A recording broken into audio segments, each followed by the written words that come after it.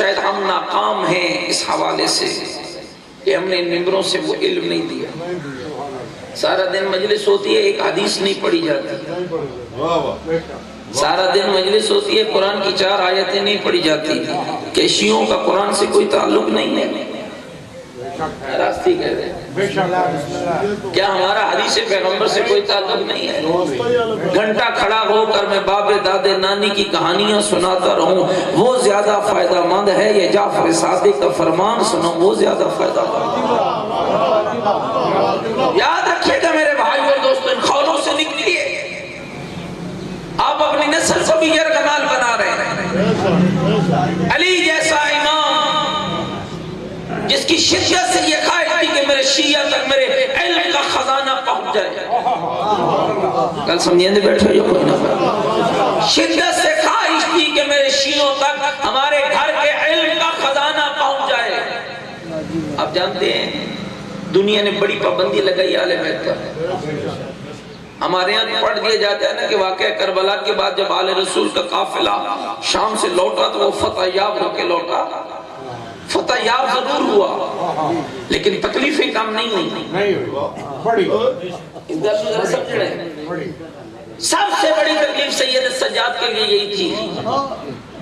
جسم آزاد ہو گیا تھا، نانے اور بابے کا علم پھیلانے پر پابندی تھی. 2 یا 2 سے زیادہ بندوں کے درمیان بیٹھ کر امام سجاد کو بات کرنے کی اجازت نہ تھی. 2 یا 2 سے زیادہ بندوں کے درمیان بیٹھ کر مولا سجاد کو گفتگو کرنے کی اجازت نہیں تھی. کیا امام چپ ہو کے بیٹھ گئے؟ ہاتھ پہ ہاتھ دھر کے بیٹھ گئے؟ نہیں. مختلف علاقوں سے آپ کے امام نے غلام خریدے. مصر سے، خراسان سے، لبنان سے، عراق سے غلام خرید کے لاتے، اس لیے کہ غلام رکھنے پر پابندی نہ تھی، آزاد بندوں کے ساتھ بات کرنے پر پابندی تھی. آپ کے امام کی حکمت عملی کیا ہے جس امام کے بارے میں فقط یہ کہہ کے ہم جان چھڑا دیتے ہیں کہ 40 سال تک خون روتا رہا. آؤ خون رونے والے امام کا کارنامہ تو دیکھنا. خراسان، لبنان، مصر، عراق سے غلاموں کو خرید کر لاتے اور کہتے او میرے غلاموں، تمہارا کام کھیتی باڑی کرنا نہیں ہے، تمہارا کام باغبانی کرنا نہیں ہے، تمہارا کام حیوانوں کی حفاظت کرنا نہیں ہے. مولا ہمارا کام کیا ہے؟ فرمایا صفیں بچھی ہوئی ہیں، ان پہ بیٹھ جاؤ. زین العابدین تمہیں اپنے نانے اور بابے کا علم سکھاتا ہے، یہ علم سیکھتے چلے جاؤ. پورا سال توجہ امام ان کو اپنے خاندان کا علم دیتے. جب عید کا چاند نمودار ہوتا فرماتے جاؤ آج تم کو سید سجاد راہ خدا میں آزاد کرتا ہے، اپنے اپنے علاقوں میں چلے جاؤ. مولا وہاں جا کر کیا کرے؟ کہا جاؤ جو میں نے سکھایا ہے اسے اپنے اپنے علاقوں میں پھیلا دو تاکہ دنیا کو خبر ہو حسینیت کیا ہے، یزیدیت کیا ہے.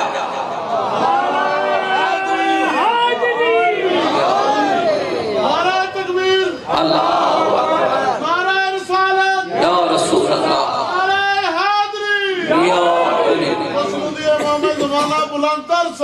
اللہم صلی علی محمد. ایک ایسی صلوات پڑھیں تاکہ مجھے محسوس ہو کہ آپ کو باتیں پسند آ رہی ہیں. بلند تر صلوات پڑھیں.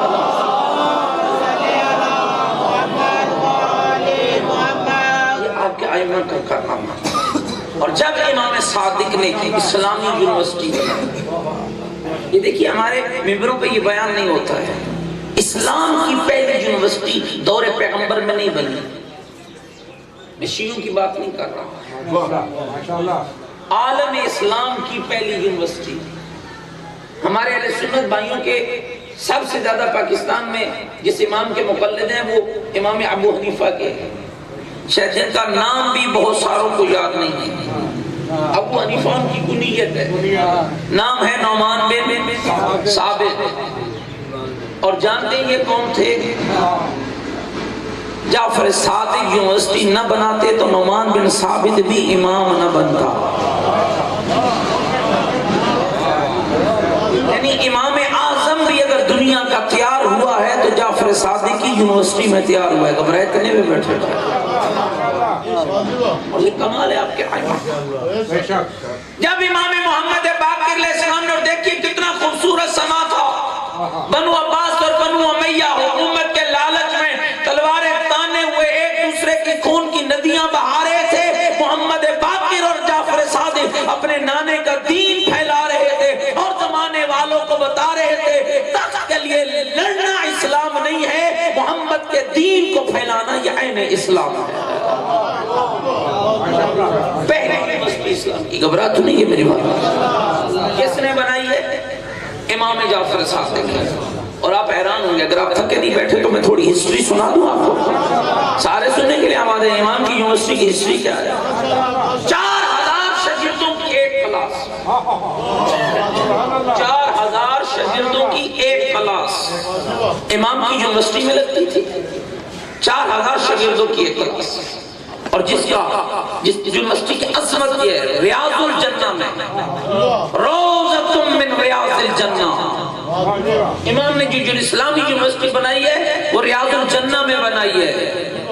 روضۃ من ریاض الجنہ، جنت کے ٹکڑوں میں سے ایک ٹکڑا. گھبرائے بیٹھے میرا خیال ہے. جنت کے باغوں میں سے ایک باغ جہاں حاجی سے بان کھڑے ہو کر 2 رکعت نماز پڑھنے کو سعادت سمجھتے ہیں، وہاں پر آپ کے امام نے اسلامی یونیورسٹی کی بنیاد رکھی ہے. 4000 شاگرد پڑھنے آتے ہیں. اور آج غیر مسلم ریسرچ کر رہا ہے میرے آقا امام صادق پہ. شیعوں سے پوچھو کہ امام کیا ہے تو فرماتے ہیں وہ امام جس کی کنڈوں کی نیاز پڑتی ہے. اس سے آگے تعارف نہیں ہے ہمارے پاس. غیر مسلم کتاب لکھتے ہیں. دنیا کے 25 سکالر اکٹھے ہوئے جن میں 23 غیر مسلم ہیں اور 2 مسلمان ہیں، اور وہ میرے امام صادق کی زندگی پہ کتاب لکھ کے کہتے ہیں خوش نصیب ہے وہ قوم جس کو اللہ نے جعفر صادق جیسا امام عطا کیا.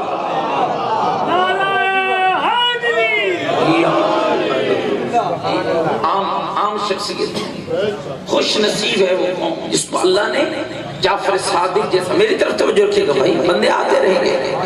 خوش نصیب ہے اور خوش بخت ہے وہ قوم جس کو اللہ نے جعفر صادق جیسا امام عطا کیا. عام امام نے 4000. آج بھی ماشاءاللہ یونیورسٹیوں میں پڑھتے ہوئے نوجوان بیٹھے ہوئے تھے. آج بھی دنیا کا جو ایجوکیشن میتھڈ ہے، تعلیمی نظام جو دنیا کا ہے، اس میں کہا جاتا ہے کہ ایک استاد زیادہ سے زیادہ 30 بچوں کو پڑھا سکتا ہے. جب 30 بچوں سے اوپر جائے تو نیا سیکشن بناؤ. گھبرائے تو نہیں بیٹھے، نیا سیکشن بناؤ. 30 کے بعد 50-60 تک پھر ایک اور نیا سیکشن بناؤ. یہ کمال ہے امام صادق کا کہ 4000 شاگرد سامنے بیٹھے ہوتے. اور اگر آپ جھاگ رہے ہیں تو اگلا جملہ سنیے گا. 4000 شاگرد سامنے ہوتے، موضوع علم بھی الگ ہوتا، زبانیں بھی الگ ہوتی. کسی کی عبرانی، لاطینی، فرانسیسی، ہندکو، پرشین، موضوع علم الگ. کوئی آیت پہ، کوئی الجبرے پہ، کوئی فزکس پہ، کوئی بایو پہ، کوئی کیمسٹری پہ، کوئی کلیات پہ، کوئی سائنس پہ، کوئی زمین پہ، کوئی جانوروں پہ، کوئی درختوں پہ، کوئی انسانوں پہ. بحث کے موضوع الگ ہوتے، زبانیں الگ ہوتی. پڑھانے والا اکیلا امام صادق ہوتا. صبح کی نماز پڑھ کے نانے کے منبر پہ بیٹھ جاتے اور لطف یہ تھا کہ پڑھانے والے کے ہاتھ میں کوئی کتاب بھی نہ ہوتی. ہر شاگرد اپنی جگہ پہ کھڑا ہوتا، اپنی زبان میں سوال کرتا، علی کا بیٹا اسی کی زبان میں جواب عطا فرما دیتا.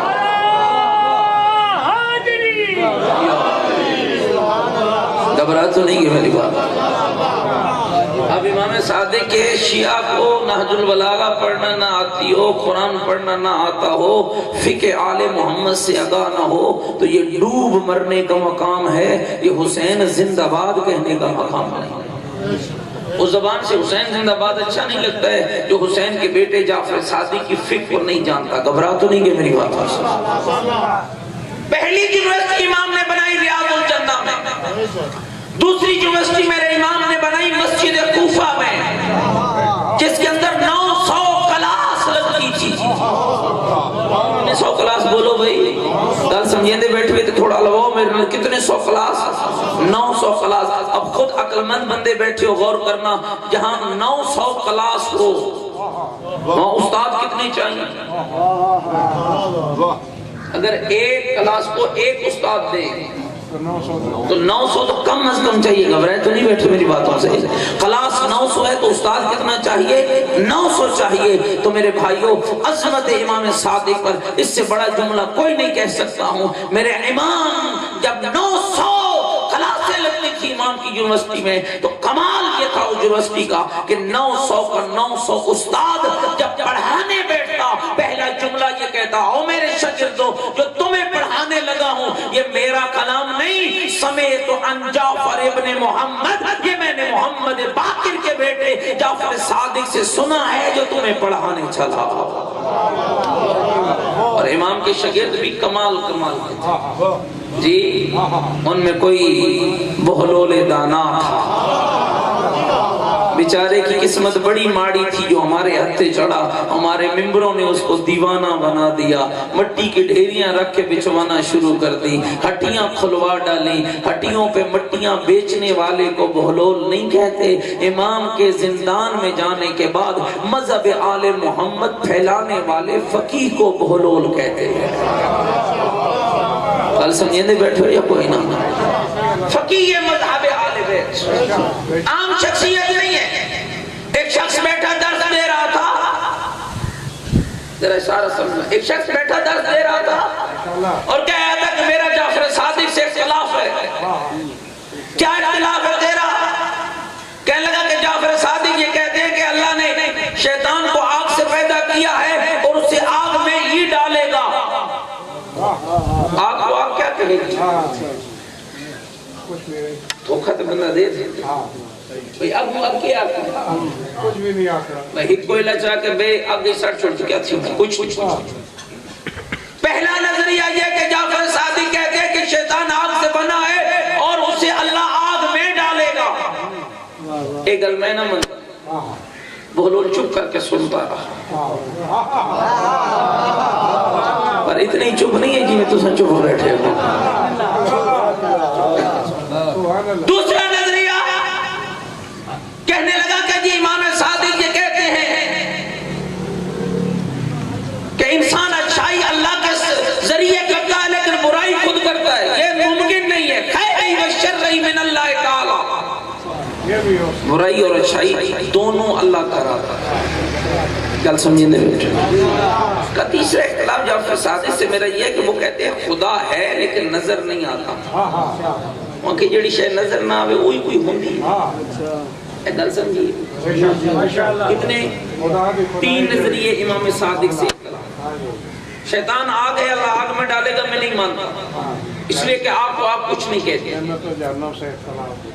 شر ہی خیر ہی و شر ہی من اللہ تعالی، امام صادق کہتے ہیں نہیں شر انسان خود کرتا ہے، میرا اختلاف ہے۔ تیسرا نظریہ یہ ہے کہ امام فرماتے ہیں کہ اللہ ہے لیکن نظر نہیں آتا۔ یہ کیسے ممکن ہے کہ ایک شے وجود رکھتی ہو لیکن نظر نہ آئے؟ اب دیکھیے گا بہلول کتنا بڑا عالم تھا، مٹی کا ڈھیلا اٹھایا اور درس دینے والے کو، میرا خیال ہے غلط تو سمجھی کوئی نہیں۔ لنگر کھوا چھوڑے نہیں یہ کھوا میں چھوڑ سا سے لنگر کھا چھوڑنا، لہذا میرے ساتھ توجہ رکھنا، سلوک بنا کے رکھو گے تو جلدی چھٹی دوں گا۔ مارا مٹی کا ڈھیلا اٹھا کے سر سے، شاگردوں نے پکڑا اور لے گئے بہلول کو قاضی کی عدالت، قاضی کی عدالت میں کھڑا ہو گیا، اکیلا ہے علی کے بیٹے کا شاگرد، اکیلا۔ صاحب یہ بڑا عجیب آدمی ہے، دیوانہ ہے، اس نے ہمارے استاد کو مٹی ماری ہے، مٹی کا ڈھیلا مارا ہے۔ کہنے لگا حضرت ان سے پوچھیں کہ اگر مٹی کا ڈھیلا میں نے مارا ہے تو یہ کس سے بنے ہیں؟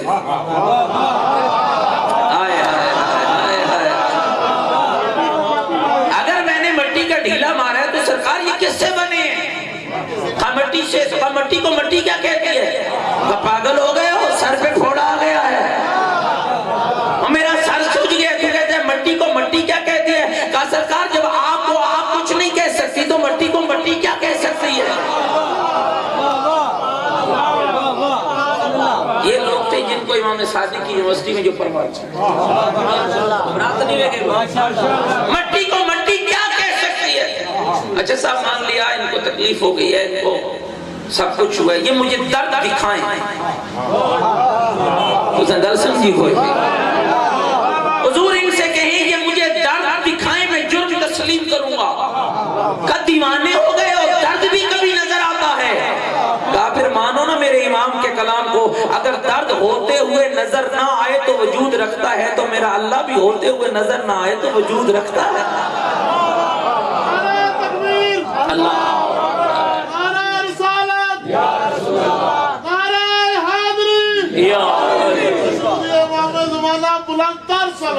اللہم صلی علی محمد. مل کے صلوات پڑھے ذرا مولا کی ذات پہ. گھبرا تو نہیں گئے میری بات؟ اچھا صاحب یہ بھی مان لیے ان کو درد بھی ہو رہا ہے، لیکن میرا کیا جرم ہے؟ کبھی تیرا کیوں جرم نہیں ہے؟ مٹی تو تو نے ماری. دیکھو جی ان کا تو نظریہ ہے خیری و شرری من اللہ تعالی، برائی اور اچھائی اللہ کراتا ہے. جب اللہ نے ڈھیلا مروایا ہے تو میرا جرم کیا ہے؟